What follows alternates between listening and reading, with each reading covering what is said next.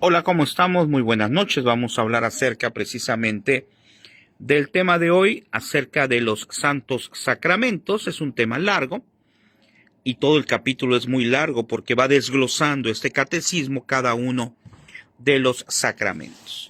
Y vamos a analizar, como siempre, este catecismo de Doctrina Cristiana, curso superior del Padre José de Arp, que ya tenemos varios meses, aproximadamente 3 meses, hablando sobre este catecismo.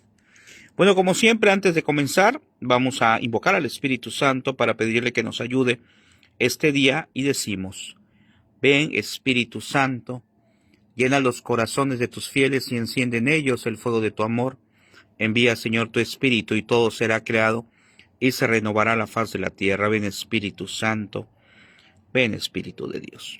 Bueno, pues vamos a empezar acerca de este tema de los sacramentos, que ahorita lo vamos a ver de una manera general, ya después analizaremos de manera más a detalle cada uno de los sacramentos.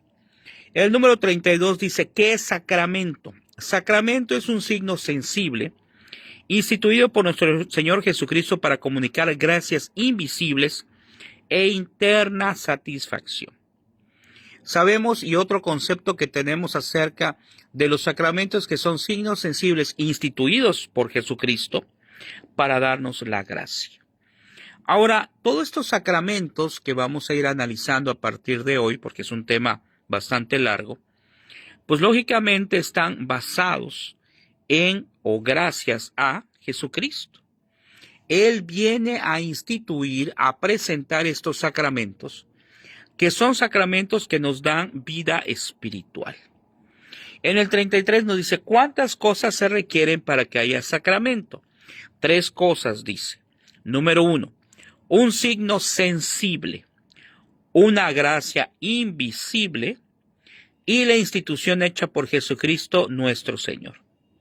Es decir, son 3 elementos que tiene que tener cada uno de los sacramentos que vamos a analizar a partir de hoy.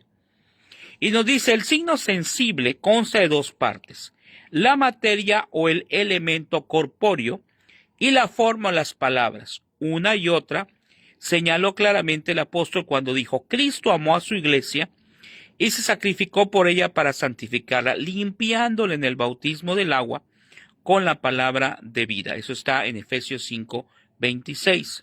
Pues aquí se expresa la materia, el agua, y la forma, las palabras del sacramento, en el caso de del bautismo, y es un ejemplo claro.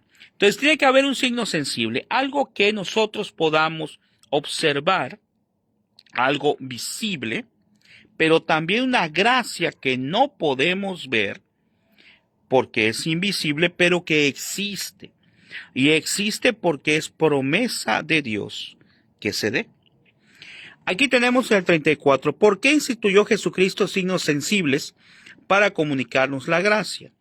Dice: Jesucristo instituyó signos sensibles para comunicarnos la gracia con el fin de que tuviéramos una señal manifiesta y al mismo tiempo una prenda visible de la gracia invisible que nos comunica.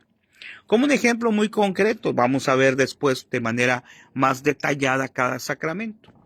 Pero por ejemplo, en el caso del sacramento del bautismo, pues estamos viendo esos signos, o vamos a ver esos signos, que pues es la tela que se va a poner, el agua que se les va a poner.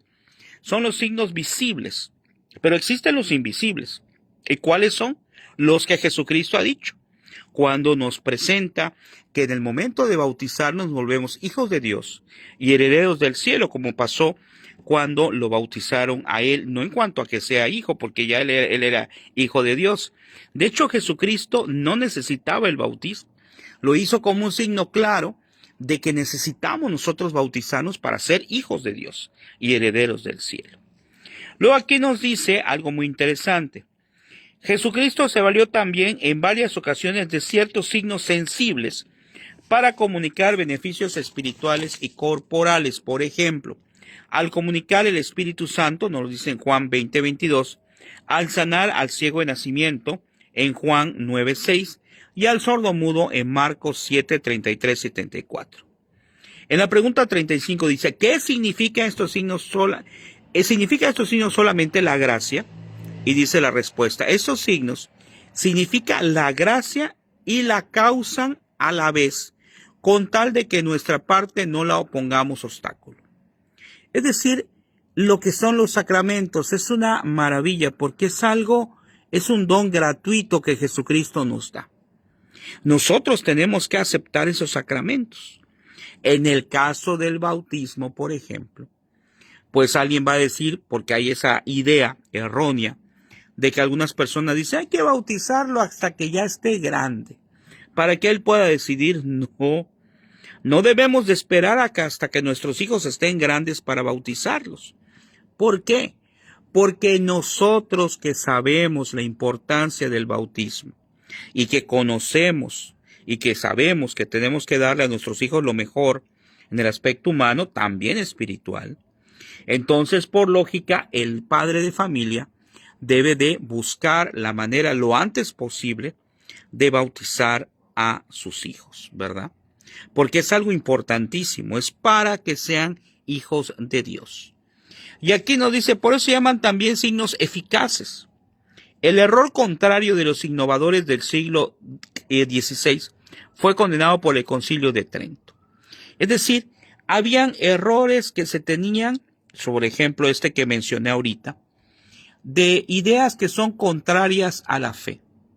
Pensar, repito, que tengo que esperar a que mi hijo tenga uso de razón para recibir un sacramento, como en el caso del bautismo, sería lo mismo que decir, pues no lo voy a vacunar con las vacunas que le ponen al principio, cuando están pequeños, porque él que decida cuando sea grande si se quiere aplicar la vacuna.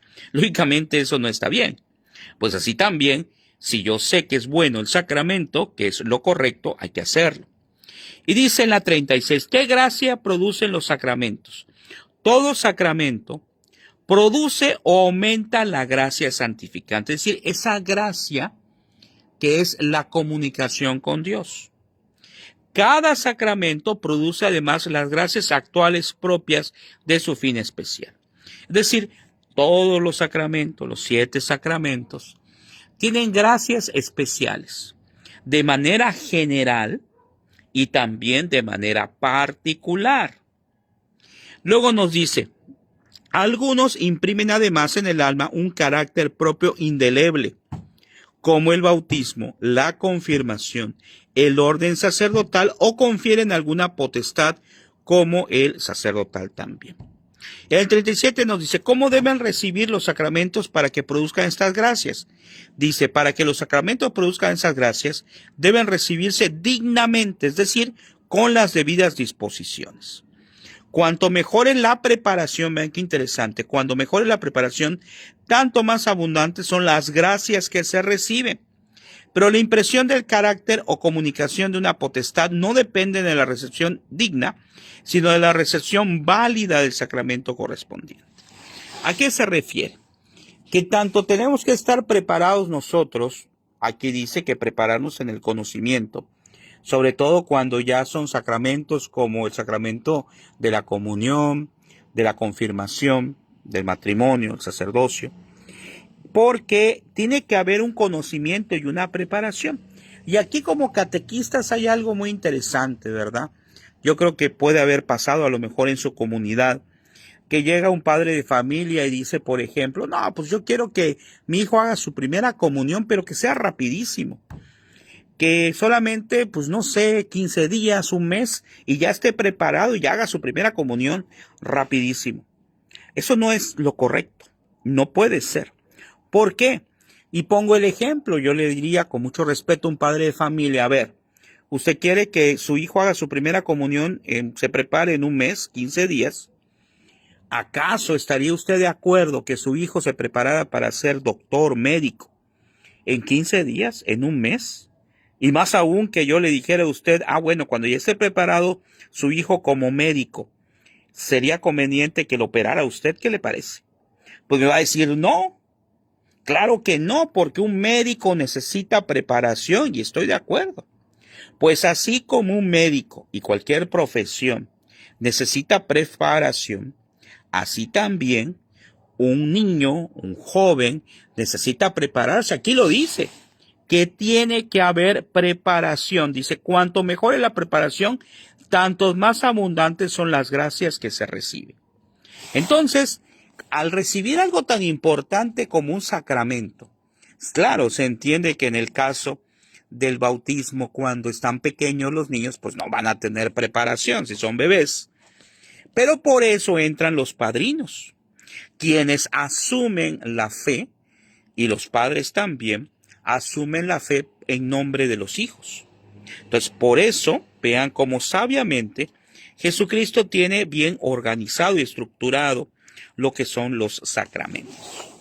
Y aquí les dicen algo también interesante en el 38. ¿Qué pecado comete el que recibe el sacramento indignamente? No hizo lo correcto, no lo hizo de manera adecuada. El que recibe el sacramento, cualquiera que éste fuere, indignamente, comete un pecado gravísimo, un sacrilegio. Por ejemplo, recibir indignamente el sacramento de la penitencia y por consiguiente cometería un sacrilegio el que de propósito se confesara sin dolor suficiente o sin la voluntad firme y eficaz de enmendarse. Ya después vamos a ver de manera particular cada uno de los sacramentos, ¿verdad? Pero, por ejemplo, ahorita que menciona esta pregunta acerca del sacramento de la confesión, lógicamente sabemos que hay pasos para una buena confesión. Y uno de esos pasos, el más importante, es el propósito de enmienda. Es decir, sentir dolor por haber ofendido a Dios. Muy buenas noches allá al hermano. Gracias, muy amable por acompañarnos. Entonces, es formidable vivir los sacramentos. Tenemos que vivirlo, claro, de acuerdo al tiempo que yo esté. El tiempo de mi vida, si yo ya hice mi primera comunión, si ya me hice mi confesión, lógicamente, mi primera comunión, pues tengo que seguirlos haciendo. La vida va pasando y nos hace cambiar el mundo muchas ideas, ¿verdad? Y empezamos a veces a olvidarnos de Dios. Ah, claro, Dios no se olvida de nosotros, pero nosotros, tristemente, sí nos olvidamos de Dios. Y pensamos muchas veces que, hablando del sacramento de la confesión, que ahí tendré tiempo mañana, el otro año, el otro mes para confesarnos, pero se nos olvida lo que el mismo Jesucristo dijo, que no sabemos ni el día ni la hora. Entonces, ¿por qué arriesgarme a vivir en pecado cuando puedo acercarme a los sacramentos? En este caso, a la confesión y a la Eucaristía. Y cuando veamos cada sacramento por separado, aprenderemos mucho más de este libro, porque es una verdadera vivencia. Vivir los sacramentos es lo que nos va a llevar precisamente a la presencia eterna con Dios. Y aquí nos dice, vamos a ver una pregunta más, lo vamos a dejar en esta porque es un tema muy largo. En el 39 dice,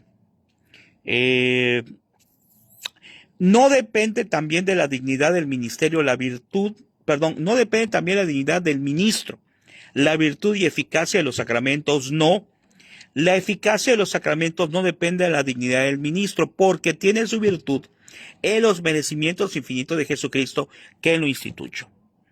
Si, por ejemplo, el ministro es un ejemplo, cosa que no necesariamente va a pasar y generalmente no pasa, hiciera algo incorrecto, desarrollara mal o estuviera en pecado mortal al desarrollar lo que son los sacramentos, pues el sacramento se hace. Si es un sacerdote o si es, a lo mejor puede ser no un sacerdote para ciertos sacramentos, lo vamos a ver, puede ser que no sea un sacerdote, sino que sea, por ejemplo, un laico consagrado, o por ejemplo, sea a lo mejor lo que es un ministro autorizado por el obispo, pues en esos casos no hay ningún problema. Por eso aquí dice, los sacramentos son como unos canales por los cuales descienden sobre nosotros las gracias que Jesucristo nos mereció. Jesucristo es quien ha instituido estos sacramentos, quien los ha dado y que esa gracia va a llegar a cada uno de nosotros, a nuestro espíritu, a nuestro corazón. Ya a partir de mañana, vamos a empezar mañana con el 40, pero ya después vamos a hablar de manera individual de cada sacramento. Por ejemplo, vamos a hacer un análisis general. En el caso del bautismo, pues se nos dice que pues deberíamos de recordar nuestra fecha de bautismo, ¿verdad? No sé si alguien se acuerda, porque ciertamente nuestra fecha de nacimiento a nadie se nos olvida. Pero la fecha en que nos volvimos hijos de Dios debe de ser, sin duda alguna, más importante para nosotros, incluso que la fecha de nacimiento, porque nosotros fuimos creados por la gracia de Dios, 9 meses después salimos al mundo, pero nos volvemos hijos de Dios al ser bautizados. El bautismo. En el caso, por ejemplo, de la Eucaristía, que es hermosísimo, recibir el cuerpo de Cristo, su cuerpo, su alma, su sangre, su divinidad. Si ustedes, por ejemplo, han investigado, existen los milagros eucarísticos, vamos a hablar de ellos cuando hablemos del sacramento de la comunión. Los milagros eucarísticos, la Eucaristía, aquellas hostias que en algunos lugares han sangrado, aprobado por la Iglesia, investigado por la Iglesia. Desde el siglo I empezó a pasar, por ejemplo, en el anciano, y todo eso lo vamos a ir viendo con calma. Hablemos, por ejemplo, de qué será, del sacramento de la confesión. Qué hermoso es saber que Jesucristo perdona nuestros pecados. Es decir, es como la parábola del hijo pródigo, que se acercó y pidió perdón al Padre. Es lo mismo en el caso de la confesión. Nos acercamos, le pedimos perdón a Dios por los pecados que cometemos, y Dios nos limpia, nos sana de esos pecados. Entonces todo eso lo vamos a ir viendo posteriormente. Les agradezco mucho que nos hayamos visto el día de hoy. Mañana vamos a ver entonces del 40 al 47, y después entraremos con cada uno de los sacramentos. Nos vemos, que tengan muy buenas noches, Dios les bendiga, hasta mañana, ojalá lo compartas para gloria de Dios. Mañana como a esta hora, Dios mediante, veremos la continuación de este tema. Buenas noches. Igualmente, bendecida noche. Gracias.